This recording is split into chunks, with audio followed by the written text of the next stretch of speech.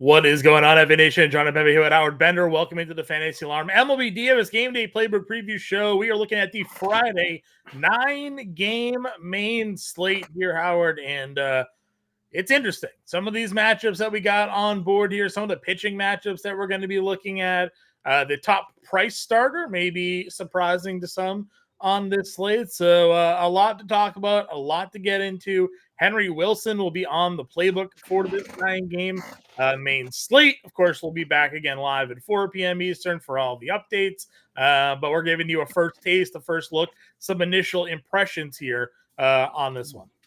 Sorry, John, I don't do impressions. Well, all right, here's my impression of John and Pemba at an ice cream store looking at all the flavors.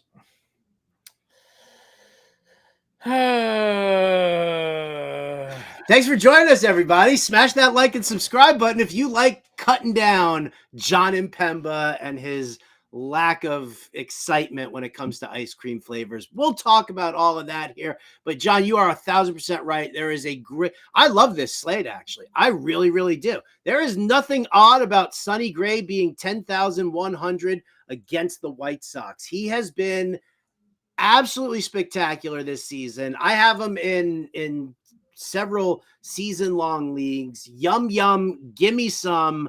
He's been killing it, right? I mean, 23 plus fantasy points in each of his last starts. Yeah. He's looked great. The White Sox are terrible.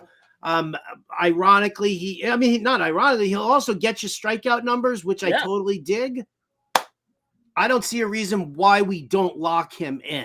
I'm serious. The 21 strikeouts over the last 2 games, I think, is a bit surprising. I assumed he'd sit more in the 5 to 6 strikeout range to get in 12 and 9 the last 2. That's certainly impressive. Yes, we've talked a lot about the White Sox lately and how their offense has been a bit frustrating at times to pitch against. They tore apart Tampa Bay there for a series, but yeah, Sonny Gray at home, Pitchers Park, good spot for him. 10-1, certainly interesting. Dylan Cease against Arizona. You've kind of liked pitching righties against Arizona here. You were on the call. It worked again with Yamamoto yesterday. Yeah, I said you were on the call for that one. So he's 93. Brady Singer against Texas at $90. $100, probably not a spot I'm looking to target. Stroman's 88. Tanner Bybee's 85. Ronel Blanco 82. Tanner Houck at 81. That's your top 6 starters here. After you get past Gray, what are some of the guys that you're looking to target here? All right. So Dylan Cease definitely, like I said, matches up beautifully against Arizona.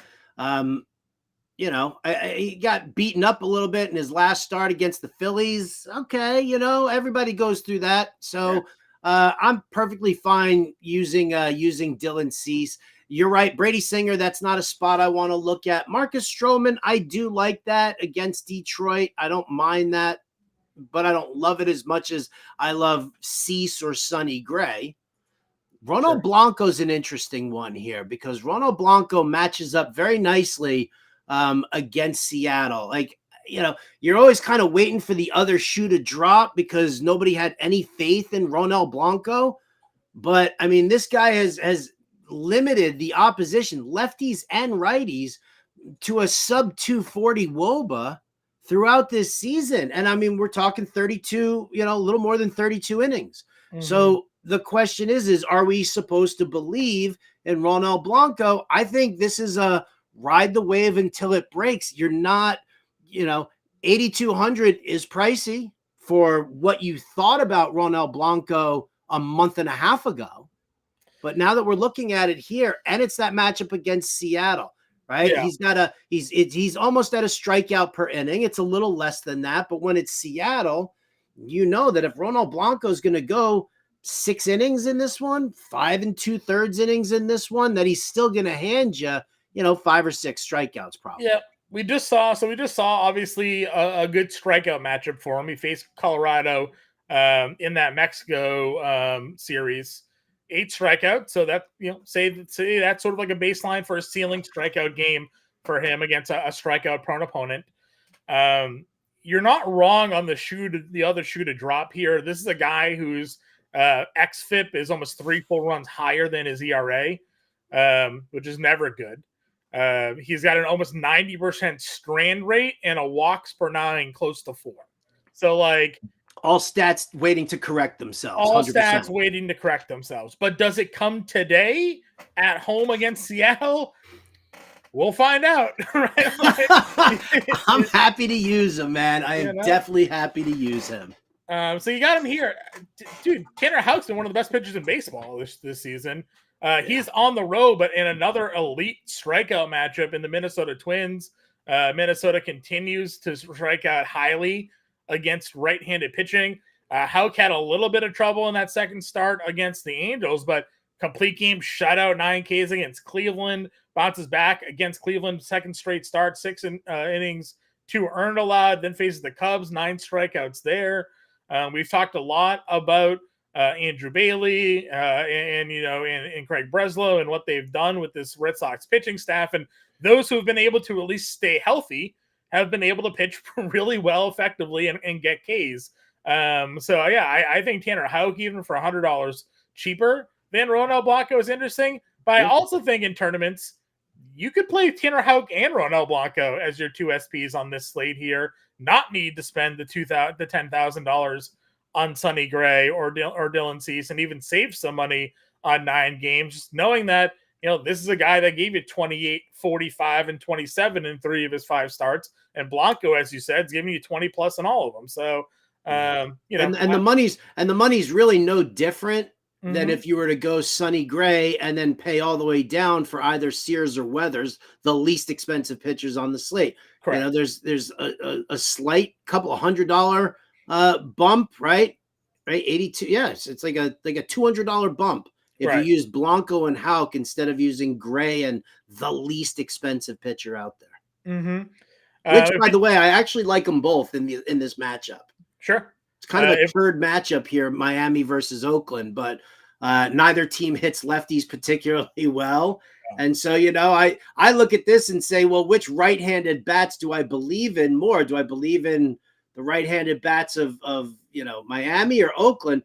And I would probably say that I believe in the Miami bats a little bit better. Your guy, Josh Bell, homered today, Howard. There's. Did I tell you about the sensors at SiriusXM? I know I did. Yeah, you told me. Yeah.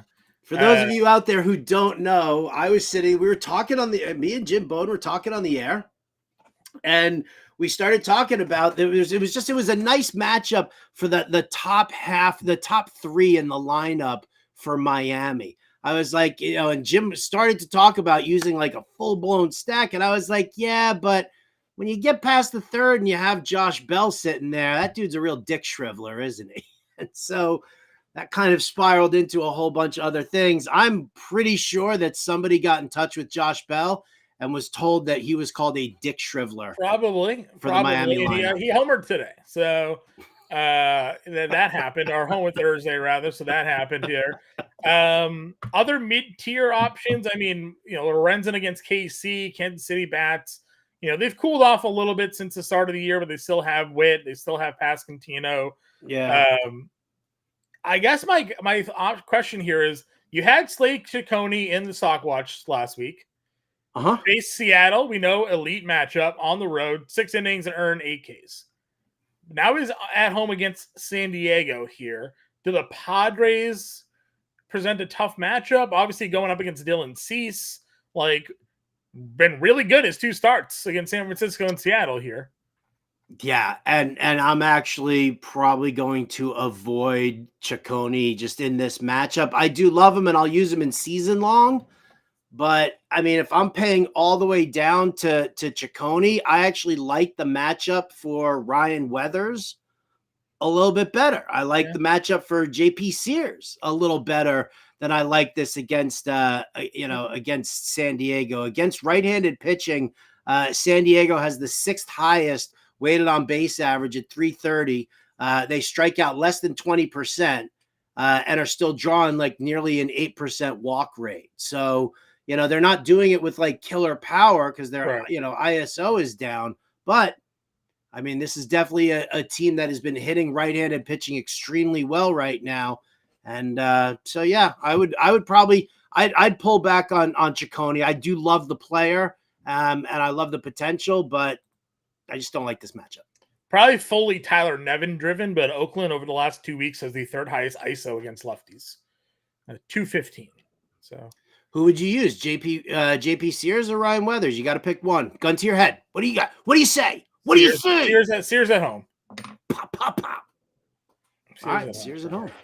There you go. Do you like any of these other 7K guys? We didn't really touch on much outside of Lorenzen. You got because I don't really like any of them. I don't like the matchups. Gavin Stone against Atlanta, hell no. Yeah. Brady Singer's been good, but I don't like that Texas lineup. I feel like that's, you could pay down for him. He has been relatively solid. He's probably pitching the best of his career.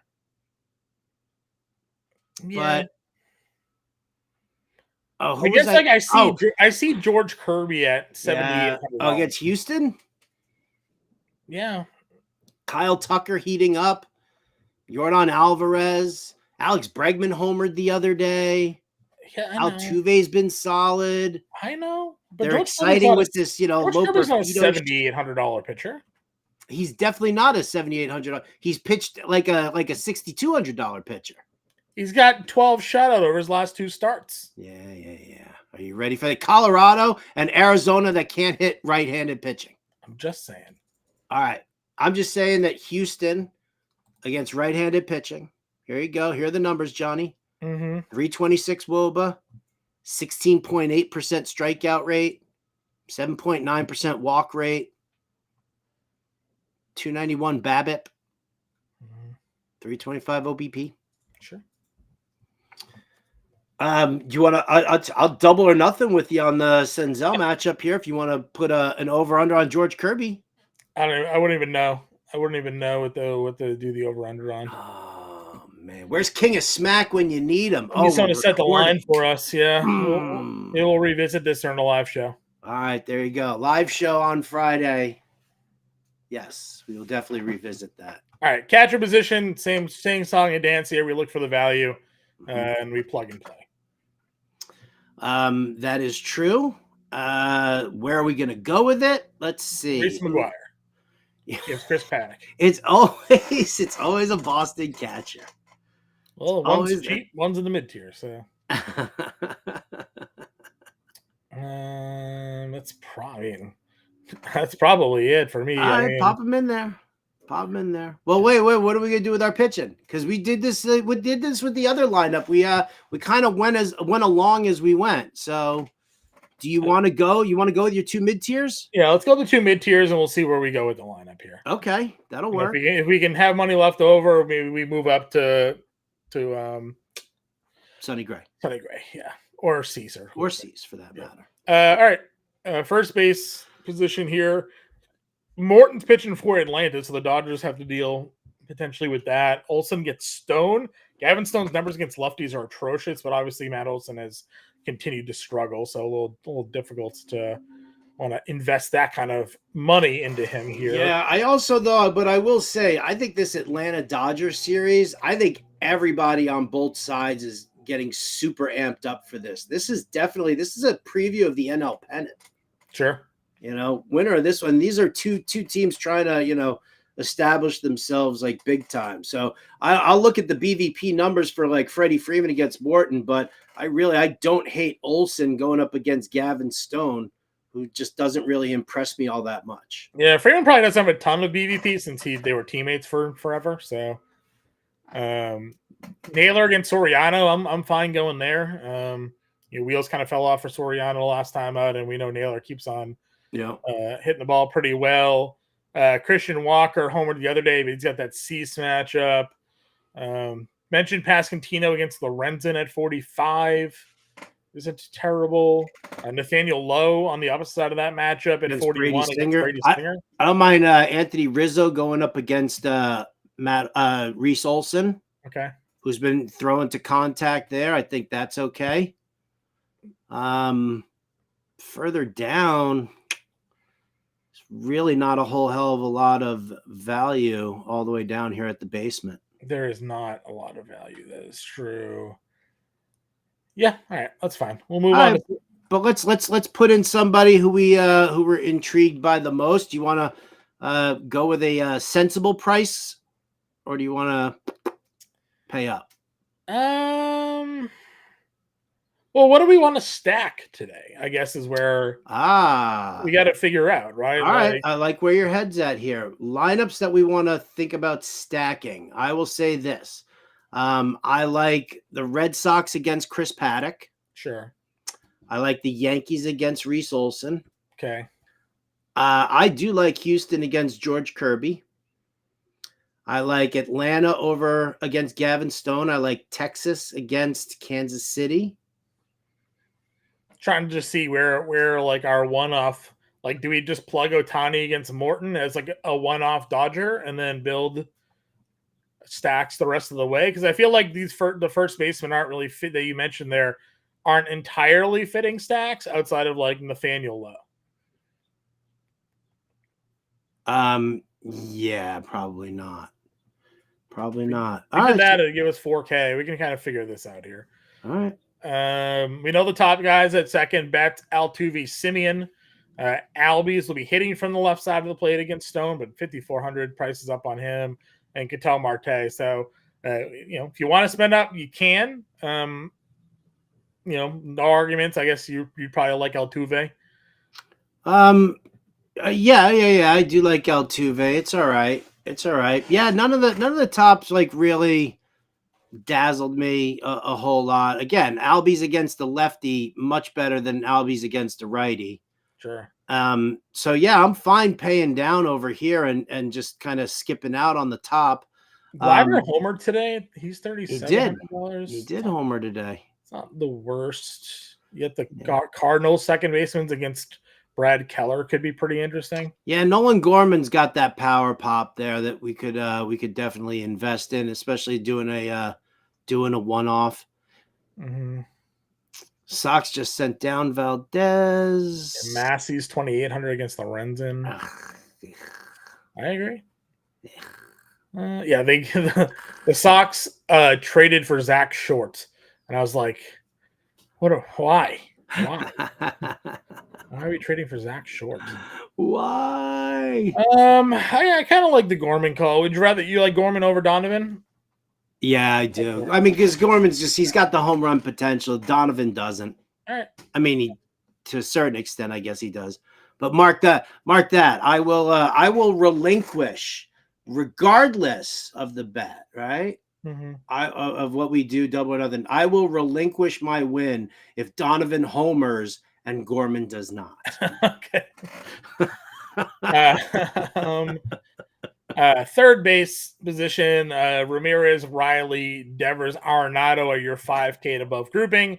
Do like Devers here at $5,100 again, and you can really kind of just pick. I think anybody but Arenado, even though it's a good Keller's kind of bad. Right, that's so funny. As I was just looking at, I'm like, if we're gonna like slide Gorman in there, can we get away with Arenado? Is this gonna, it's Brad Keller. I know it's Brad Keller. I mean, I heard what Jim said on the XM show the other day. Like these third basemen, they hit a certain age and they just sort of like, that's just it. Topple.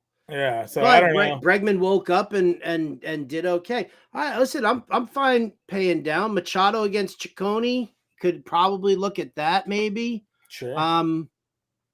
But yeah, I mean, I would rather. Jesus, really? Can we pay down this much at third? I mean, Josh Smith, we've been playing him pretty often. Orlando Cabrera homered the other day. It's Oswaldo Cabrera. Orlando Cabrera has long been retired, my friend. Yeah. Won a World Series though for the Red Sox. He was one of, like, when he was playing for the Montreal Expos, I had him on my fantasy teams. I was all in on Orlando Cabrera. Oswaldo Cabrera homered the other day. He's $3,600. Really not else. Oh, Tyler Nevin. There we go. Easy. Gonna not play my guy. I keep on forgetting why won't they move his price tag, Howard? What does this guy have to do? Force rate. I'm taking credit for discovering Tyler Nevin, by the way. I am totally fine, and I've given you nothing but credit. I think I even put that in the stock watch this week. You did. I just want to say that I was first. Yeah, you are 100%. You are Mr. Tyler Nevin. Yeah, and he's free, so that works. We got a lot of one-offs though. We got to start figuring out our stack here. All right, so let's see who we like. Where are we at? I got We're at shortstop. We have 4,500 a player for the rest of the way. What's that? We have how much? 4,500 a player. So we got money because we know there's at least a $2,000 outfielder that we're gonna play or something like that. So why? Who's the $2,000 outfielder we're gonna play? I don't know. I just assume as we work our way down the outfield, Loperfido. It could go Loperfido, Alec Burleson, $2,600. All right, we're ahead of ourselves here. Shortstop position, John. You jumped ahead, Howard. I did jump ahead. Listen, you know what? You go with Oswaldo Cabrera and Anthony Volpe, and stack some Yankees. I know how much that excites you. I'm playing Tyler Nevin. Tyler Nevin has outfield eligibility. We're playing Tyler Nevin. Doesn't he qualify in the outfield? Nevin's he's outfield. There's our 2K outfielder. Bingo. There you go. So our 2,600 outfielder, put Oswaldo Cabrera in there at third, and get Volpe in there at short. I mean, we could look through the rest of shortstop. I mean, we should. $4,700. It's a lot of money for Anthony Volpe. All right. So bats obviously Seager versus Singer. Yeah. Blaze, Tyler Anderson sucks. Mason wins 3,200. That's Tim Anderson. Tyler Anderson's the shitty pitcher, not what the am I shitty saying? third baseman. What am I saying? I feel like I'm just it's too many names, too many initials. Tim Anderson, yeah, he sucks. I do like Willie Castro, but I'm a homer and we're playing Tanner Houck. So all right. What about your boy Mason Wynn going up against Brad Keller? I mean, again, I'd be willing to go a Wynn Gorman duo if we wanted to spend down at short. That'd give us a healthy amount of money for the outfield, which is usually where you want to spend your money anyways. Right? Like, yeah. All right, so Wynn gives us 5,600 for two outfielders. All right, so I'll tell you what, before we do that, move Ohtani into the outfield. Put Matt Olson in there at first.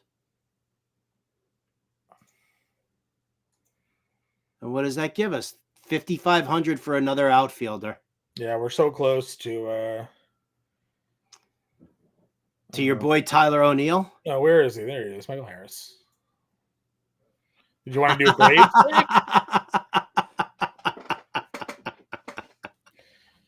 All right, well then let's pay up then. If let's take out Cabrera, because you don't have any other Yankees in there, and let's see can we attach a third baseman here somewhere? Not really. 4,200. No. Move Nevin back. Let's move Nevin back to third. And then let's see if there's a $4,200 outfielder that we like.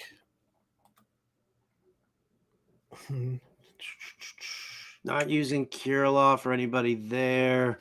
I don't like Melendez enough against Lorenzen. What about your boy Abreu? You can do Weiler. Yeah, we can do Weiler there. Right, him and Reese McGuire are Red Sox representatives. We can do Verdugo. He's been hot lately. Yeah. But then, then we're back to the one-off there as opposed to so we've got a mini stack here with Atlanta, and we got, where the hell did everything go?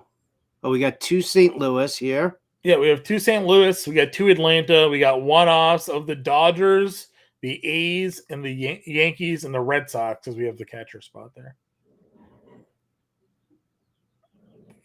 Okay. Let's see. Maybe I'm just lukewarm on Verdugo. Although he did come back from, he just got reinstated from the paternity list, right? Yeah. So did he? I don't even know. This will be his first game, Dad Power. Well, that's what I'm asking. Is it his first game? Did he play today? No. Oh, did he play today? They did activate him Thursday. Let's see. He went 1 for 3. 1 for 3, but didn't homer. But this, he didn't homer, and it's a day game.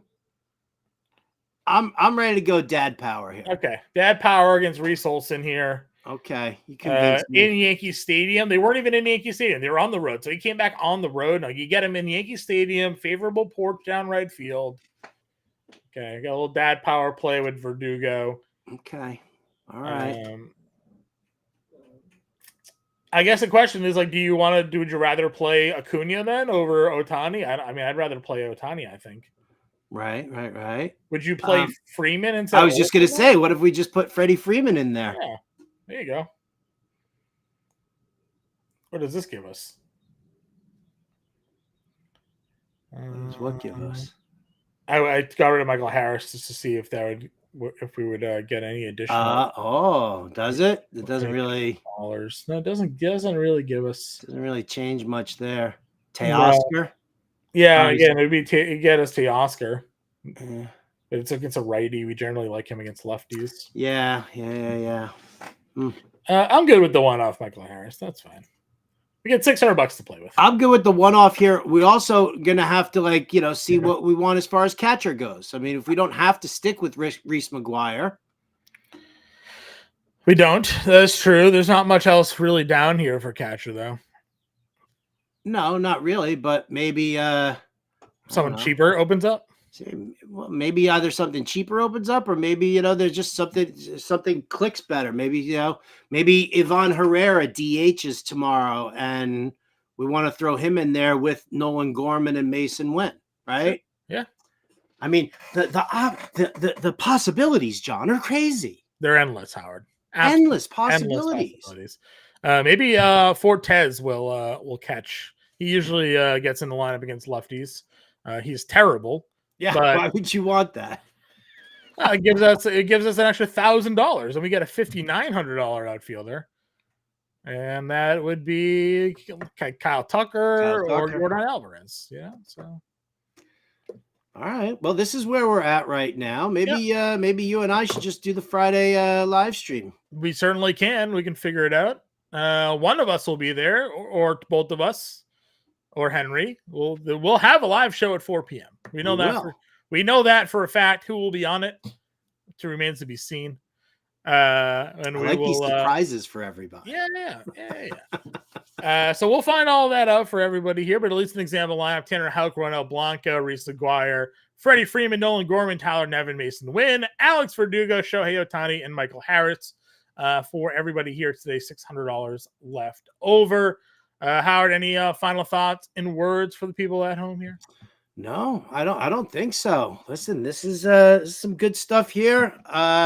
Appreciate everybody. Again, like and subscribe. Hit this QR code. If you're not a Fantasy Alarm subscriber, I gotta be honest with you, you're completely missing out. You really are, because it's not just award-winning content, award-winning video and audio, we get all the accolades and everything. Be a part of the community. Hang out with us on Discord. Hang out with us here. More than just like in the chat on these live streams. If you're really building lineups and you really want to bounce players off, hit us up there. And so you got to do it by subscribing. So hit this QR code, go to fantasyalarm.com/win, whatever you want to do. There's a lot of good shit coming. Promo code Let's Go. You get the first month for $20. Look at you. Yeah. Look at you. You're like Mr. Promo Code. It just popped my eyebrow up. It was so exciting. There you go. Wow. Look at holy cow. All right. So again, hit the QR code, fantasyalarm.com/win. Promo code Let's Go will get you the first month for $20. We'll see you in the Discord. We'll see you in chat. We'll see you later on today, everybody. Good luck with your early research, and we'll catch y'all later.